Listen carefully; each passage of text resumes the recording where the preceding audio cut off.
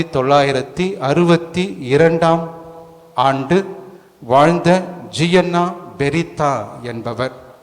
அன்புமிக்கவர்களை ஒரு மிக சிறந்த மருத்துவராக, டாக்டராக இருந்தவர்.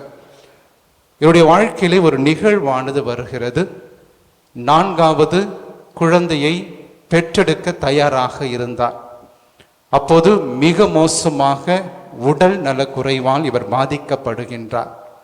அப்போது மருத்துவர்கள் இவரை சிகிச்சைக்கு உட்படுத்தி இந்த வார்த்தைகளை சொல்லுகிறார்கள்: அம்மா, நீங்கள் இந்த குழந்தையை கலைத்து விடுங்கள், அப்போதுதான் நீங்கள் உயிரோடு வாழ்வீர்கள் என்கின்ற வார்த்தைகளை சொல்லுகிறார். அப்போது இவருடைய கணவரும் அவரிடம் சொல்லுகிறார். அப்போது இவர் சொன்னார் இந்த வார்த்தைகளை: நான் மரித்தாலும், நான் இறந்தாலும் என் குழந்தை மரிக்கக்கூடாது.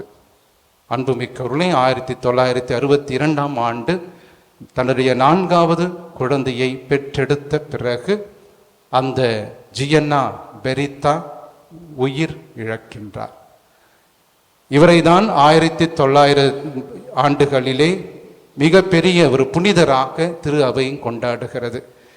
காரணம், எங்கெல்லாம் கருச்சிதைவு அதிகமாக உருவாகி இருக்கின்றதோ அந்த இடங்களிலெல்லாம் இவரை பற்றி திரு அவை போதனைகளை சொல்லி, இப்படியும் ஒரு குழந்தைக்காக ஒரு தாய் தன்னுடைய உயிரையும் கொடுத்திருக்கிறார் என்றால் இவரும் பேறு பெற்றவராக திரு அவையிலே விளங்குகின்றார். ஆக இயேசுவின் பிரியமானவர்களே, இன்று நம் அனைவருக்கும் ஒரு மிகப்பெரிய கேள்வி நம்முடைய உள்ளத்தில் எழுகிறது: யார் பேறு பெற்றவர்?